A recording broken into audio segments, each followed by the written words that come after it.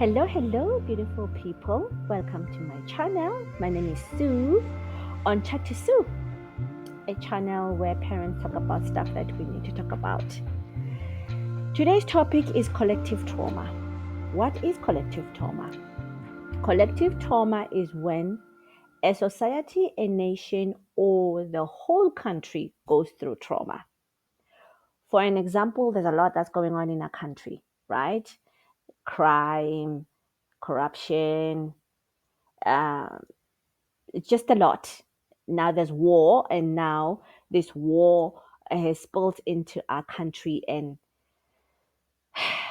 we don't know what to do about it. We feel helpless. That's traumatizing, right? And how do we explain this to our children? Because our children, they're very, they're very aware, right? They understand that something is going on, right? They see the news, they read newspapers, especially teenagers, right? They talk about this stuff. So, how do we explain to them? How do we sit down and say, okay, this is what is going on in our country without actually scaring them, right? Um, I know that there's other people who are using coping mechanism such as meditating, praying, or not just watching the news really, you know, because when you watch news, sometimes you get this anxiety. Oh my God, how do we deal with this, right? You feel helpless. You're watching this news on television or on the radio, and you see the danger right there, but what do you do about it? And how do you explain to your child that this is what's going on, right? Especially if you are not mentally strong as a parent. How do you make your child to be mentally strong if you yourself aren't, right?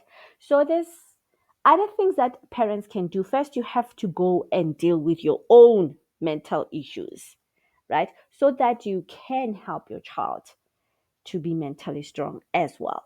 Because you cannot help anyone if you are also falling apart, right? But anyway, I've got a psychologist that will explain more regarding collective trauma. Let's hear what she says.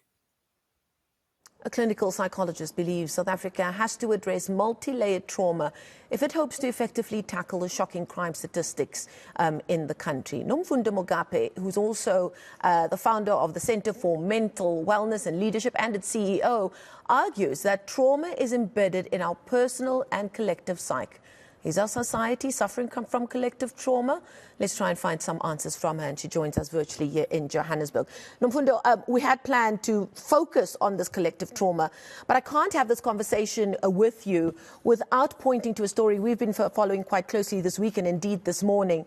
The brutal rape and murder of a 17-year-old in Shoshanguve who was on her way home from extra classes at school.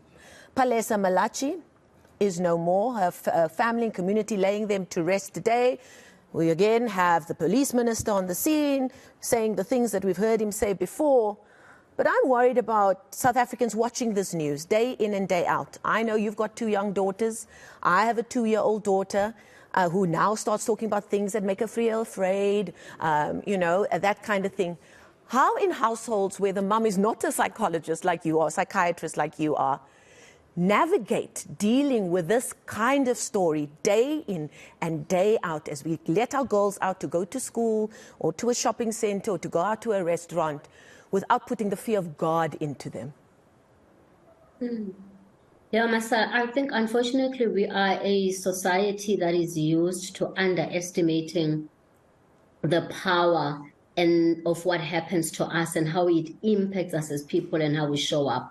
And I think it's really important that as a society, we have a paradigm shift where we understand that doing our inner work, whether we are parents, we are leaders, as long as you are in, or even a police minister, that we are able to ourselves do the inner work that enables us, first of all, to create a container for the pain that will be presented by the people that we have to take care of, whether it's our children or it is the society at large in the case of the minister or the people that we actually lead.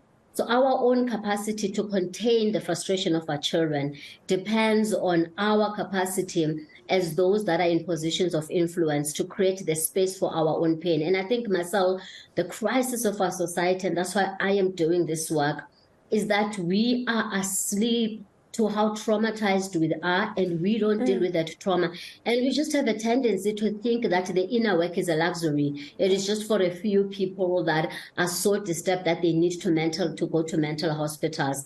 And this completely contradicts what we are learning as the people that are working in the trauma field and what we are learning about neuropsychology, that the kinds of things that our society is going through, ranging from a child who is being molested, someone who's being raped, to being exposed to hijacking, to load shedding, to just even hearing this. What we are learning is that these things have a profound impact on how we function, on the functioning of our brain, on our relationship with our work, our relationship at home, and our relationship with each other. So as a society, I think the awakening and the important thing that we have to understand is that one of our greatest work is to do the internal work. I heard a shocking statistic or a number this week as we head into Child Protection Week, that we've got 15 adolescent and child specialist psychiatrists working in the public sector in South Africa. Now that tells you that we're dealing with a set of authorities whose faith we've put our faith in them to take care of our most vulnerable, who really hasn't put the importance of our mental health as important, and that we are on our own as communities at grassroots level, and that we have to be our own eyes and ears to look out for not just young people who perhaps are in peril, but also adults that are perhaps struggling but don't have the means to know what they're dealing with or where to find help.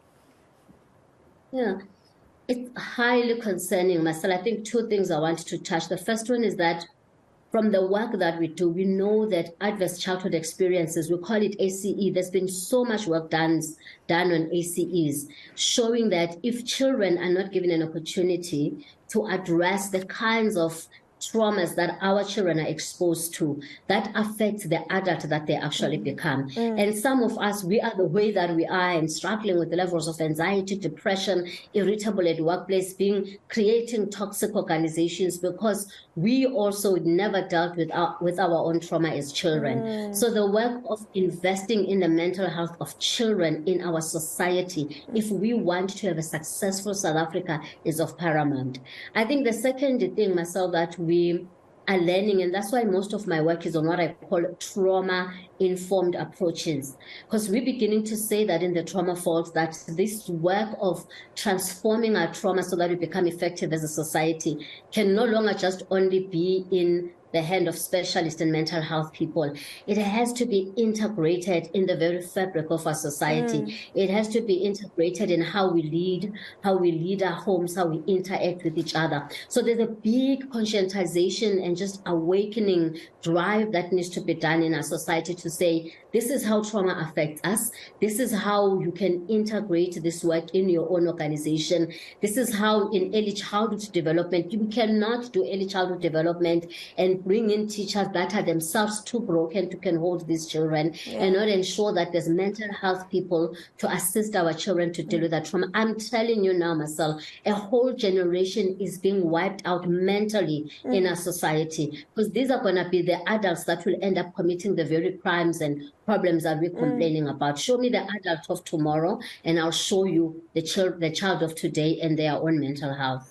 And this really is where we could break that unending chain of intergenerational trauma. I mean, I listened quite thoughtfully to your conversation with my industry colleague, Clement Manyetelo, on 702, and it was so thoughtful, but also I realized there's not enough of this conversation happening, that in as much as we focus on breaking that chain with the young people, there are adults that don't even know that there is a trauma that they need to be dealing with. I mean, let's not even talk about apartheid and what mass trauma that caused that we haven't even started to deal with.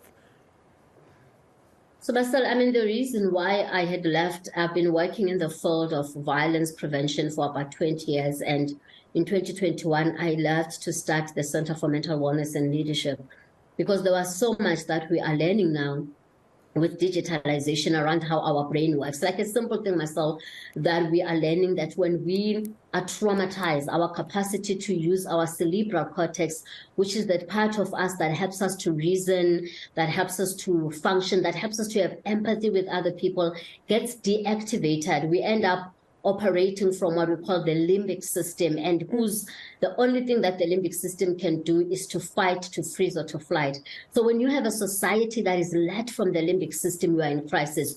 You can recruit the most talented people with great CV and try to put them in influential position, but if they are not healed, they will lead the society from the limbic system. And the reason I started this organization is because I was saying that the success and the downfall of South Africa is not going to be because there's no political will. It's not going to be because we are all trash or we are people that want to deliberately hurt each other, but it's because we are so asleep to the depth of trauma, the multi-level of trauma that we're going through, and how it shows up in the way that we are in the workplace, in our relationship, in how we deal with problems and how we understand them.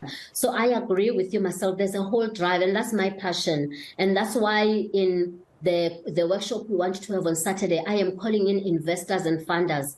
The people, there's so many people in our country that are trying to make a difference in South Africa, but they are not appreciating that if you want to make a difference in South Africa, you are making a difference in a traumatized society with multi-levels of personal, collective, historical trauma. So you cannot just say, I'll invest in education and not invest in the wellness of the leaders, the teachers and the scholars, or you're going to invest in the renewable energy, or you're going to change the electricity without saying, but what is the social and the human capital of the people that are in these institutions, and therefore their capacity to implement the strategies that we have.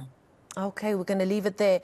Important conversation there, and hopefully we'll talk some more about it. Nomfundo Mugabe, thank you so much for your time and your insight. She is the CEO of the Center for Mental Wellness and Leadership. You heard her mention their workshop they're having next weekend. You can go find Nomfundo Mugabe on social media for more information. Wow, that was, yeah, food for thoughts. But mental health is extremely important, and we really need to take care of ourselves so that we don't have mental breakdowns, and especially for our kids. You know, the more we heal ourselves, um, we can also help our children to heal. You know, with everything that's going on in our country and in the world, um, you know, if we are mentally strong, we can be able to withstand whatever comes our way, you know, and therefore we can also help our children to be able to function properly.